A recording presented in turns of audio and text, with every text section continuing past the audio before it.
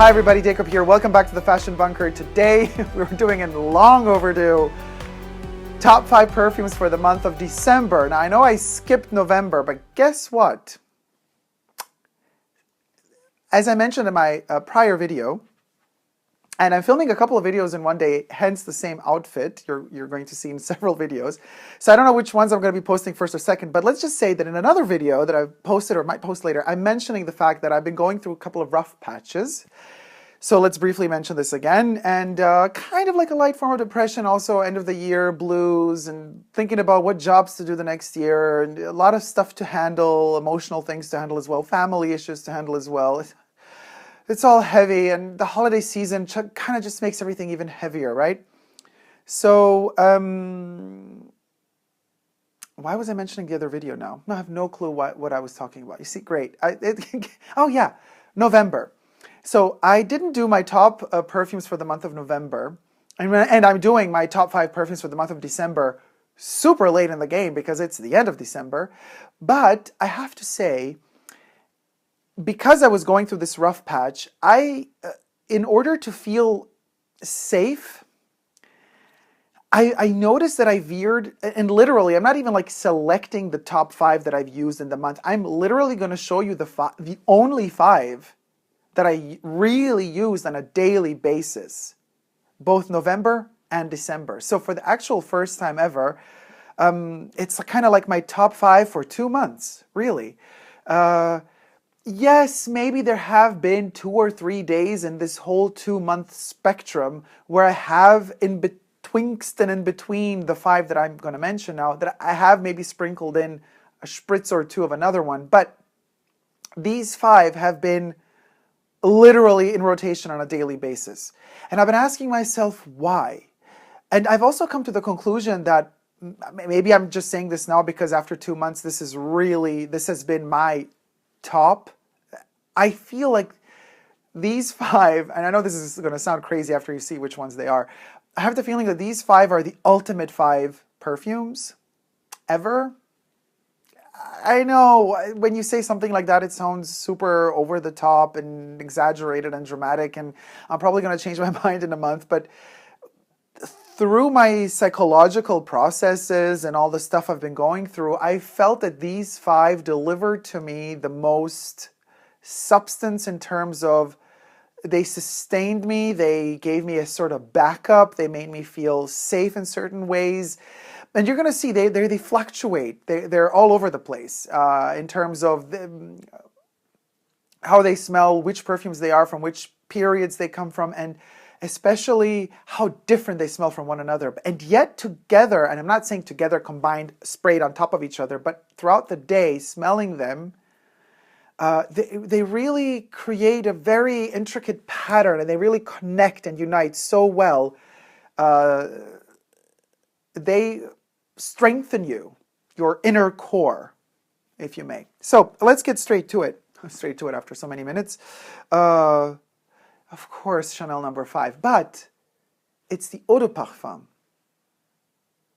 concentration. You know, usually the pure perfume is my favorite, but it's the Eau de Parfum because of its powderiness and the slightly more synthetic smelling vibe in it than the pure perfume. I mean, they both have their aldehydes, but this one has a certain warmth from the get-go. The pure perfume gets there much later in the game as it dries down. This one is from the beginning. It envelops you. And it is the fragrance I use the most in the cold months. And this is kind of my holiday season perfume. So November and December is all about Chanel number 5, literally. And the Eau de Parfum because of its warmth. So I do have this in all sorts of formats. I mean, this is... here you could see the 200 milliliter bottle, the 200 milliliter bottle spray. I also have the 100 ml spray, the red bottle version. I have the miniature red bottle version. I have the 20 ml twist and spray, the 50 ml spray, the 35 ml spray, and now the newly released 7.5 twist and spray minis as well, which I have been told will enter the normal assortment of at least Chanel beauty boutiques and will be in production also after the holiday season, as well as their refillable 3 miniature 7.5 ml sprays. So this one gives me that warmth, and it kind of helps me wake up in the morning. Kind of gives me a boost of energy and sophistication, and it tells me, you know what, Dacob, it's gonna be good. It's gonna be good. You're gonna be good. You know, it's like, it's literally telling me like, you're gonna be good, even though you don't know if you are. But it helps. It helps in the morning. It helps throughout the day, and I spray it a lot in the bunker too, not just outside. But I use it a lot during the day, even in the private sphere. This one I wouldn't use every day, but the second one, which I'm going to mention now, but there are those days when that are particularly cold, perhaps also damp and humid, and you really want to, not want, you see, want and need, two very different things. What we want is not necessarily what we need. What we need is not always necessarily what we want. We might, you know, they might coincide from time to time, but oftentimes, most of the times, they just have nothing to do with one another. So in this case, it's a need. In particular cold days, when you get those nasty emails in or bad comments on YouTube, and yes, even though I haven't been productive in almost 2 months at this point, troll comments have still been pouring in. It's just the nature of the beast. I guess social media is a poison after all. This is not connected to the perfume Poison by Christian Dior, which is not the second one, by the way. Oh, all these puns.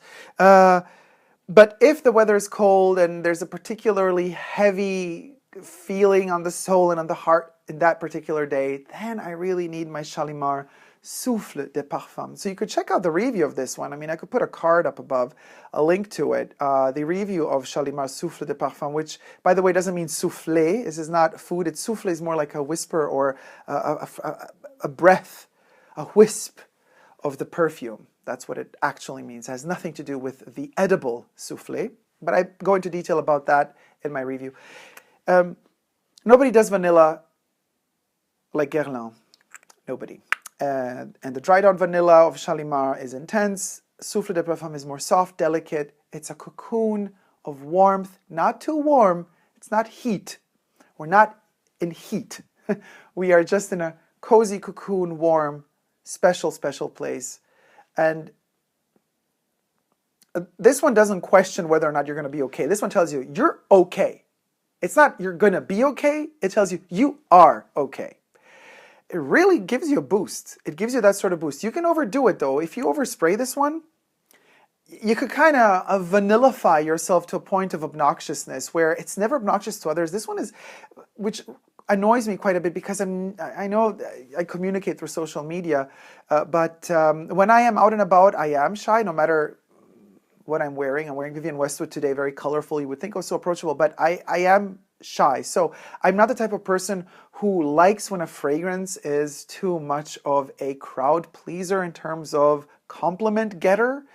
Because I don't like people just say, oh my God, I love your perfume. Then, you know, when people say that, I go like, and then they're like, what perfume is it? And then you just don't want to share it because it's your intimate personal space. And so this one gets a lot of compliments. So that's why I tend to use it more at home rather than out and about. Ha, go figure. But I did use it a lot in November and December, out and about as well, when I needed that extra boost of happiness.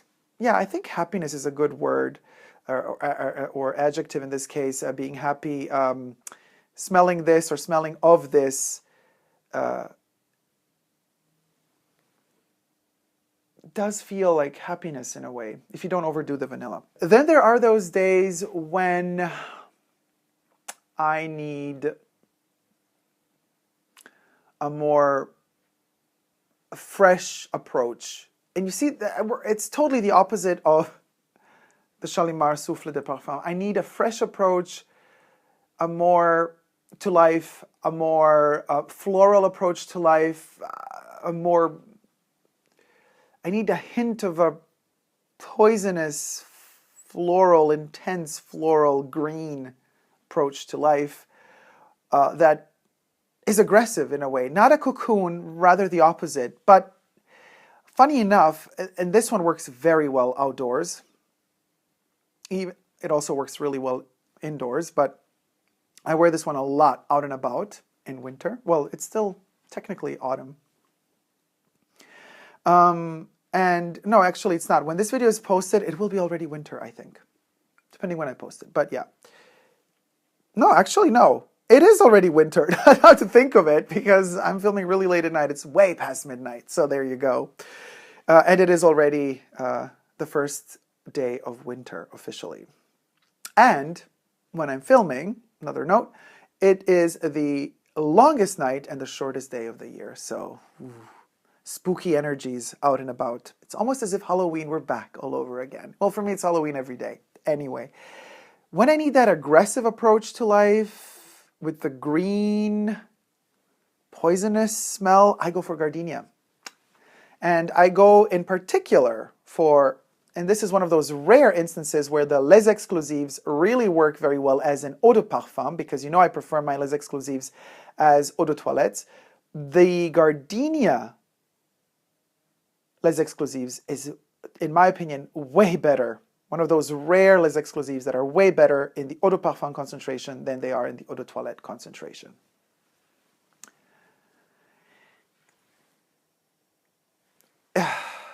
It's the opposite of Shalimar Souffle de Parfum. It's the opposite of Chanel No. 5. And that's why it's so good to smell it in the same day, within the same context of the two, because it gives you a different facet to your own character. It enables you to feel the cocoon of Shalimar Souffle de Parfum, and it also gives you the key and the possibility to break out of that cocoon and have that strength that once you're out of that cocoon to walk on your own feet. And I say challenge the world. I'm not saying that you got to aggressively challenge the world, but just be ready for it. Because, you know, as they say, as the wise people say, life is what happens while you are stuck making plans, thinking that you can control things, but you can't. This one makes you aware of the fact that you cannot control things, but it nevertheless gives you that strength to walk on. Keep walking, never give up on love, and just head up high, chin high, and you just go. That's gardenia. It's literally that good.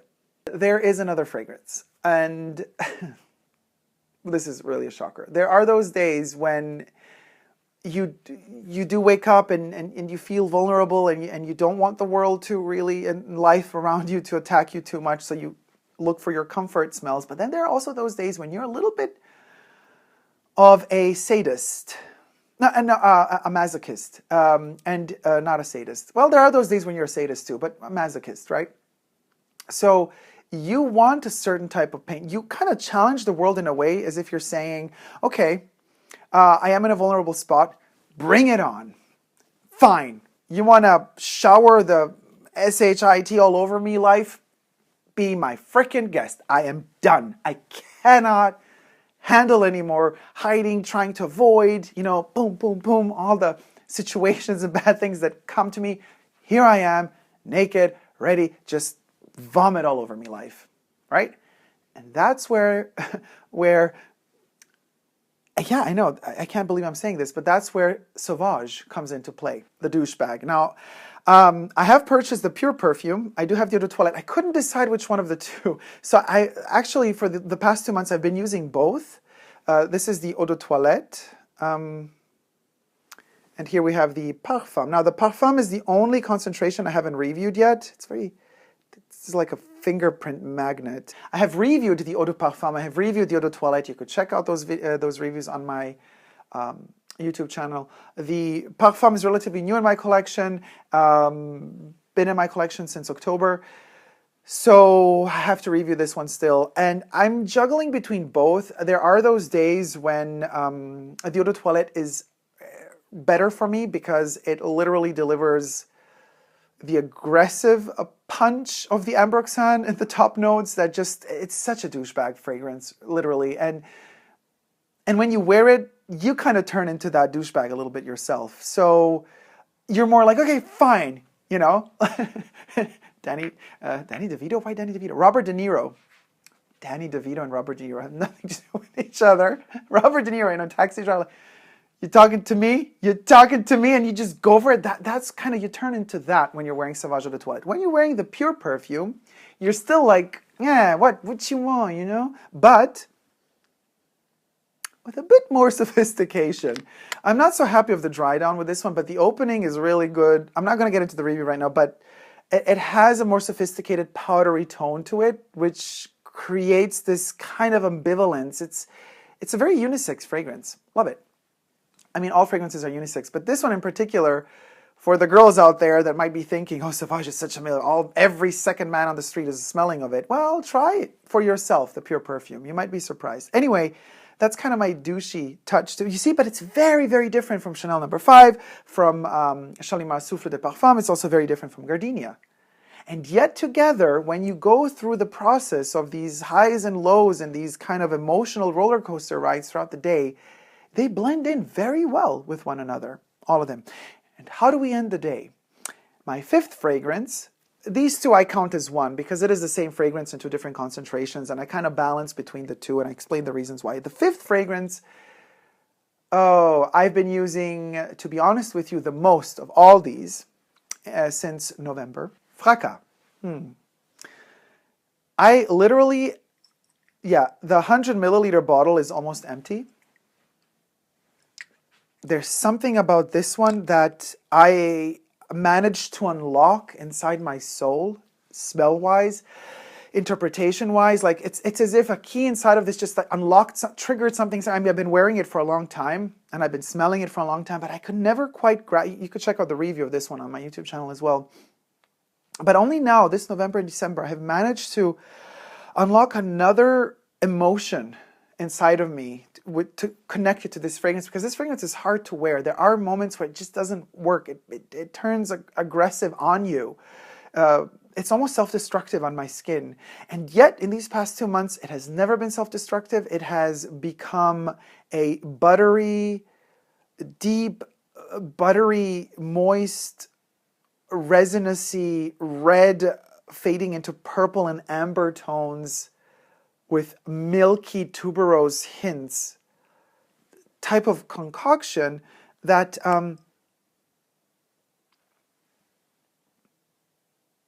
it's as if it got used to me rather than me having become used to it. It's become used to me, and it gives me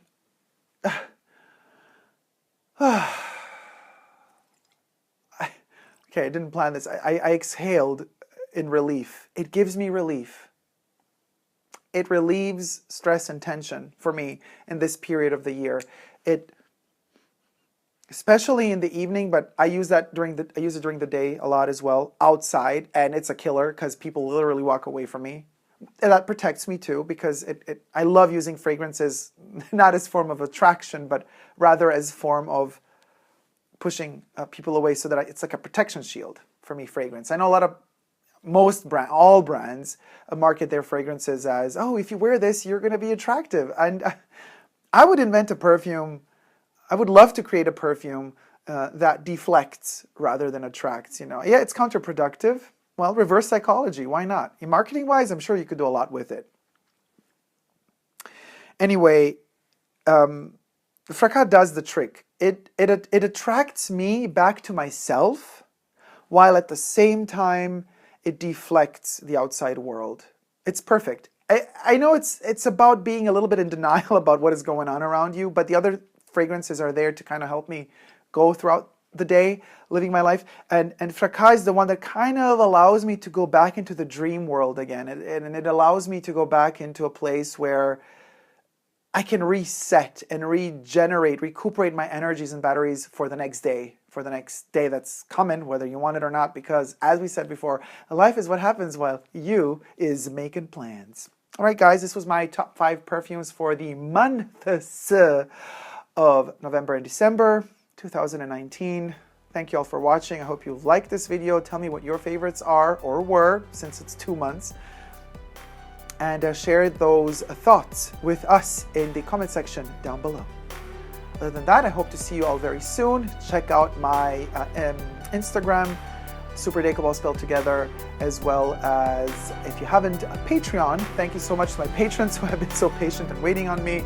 I am back now. And happy holidays, everybody, and a happy new year. Never give up on love. Love you all. See you soon. Take care. Bye.